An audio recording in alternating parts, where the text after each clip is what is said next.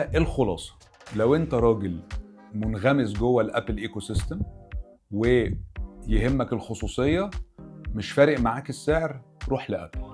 لو انت راجل يهمك ان انت تبقى انتجريتد في الاندرويد والجوجل ايكو سيستم وحابب ان السعر يبقى حنين وعندك اجهزه كتير بتركبها على بيتك، روح للجوجل ايكو سيستم.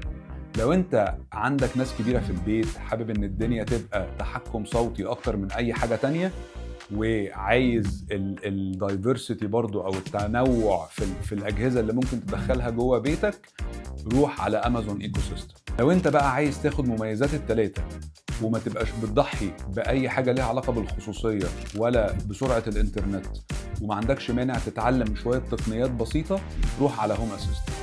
وعلى التقنيات يا سيدي ما تعتلش هم، ما انت قاعد بتتفرج عليا وما تقلقش، انا معاك خطوه بخطوه لحد ما فعلا بيتك يبقى ذكي وتبقى عارف كل حاجه في هوم اسيستنت.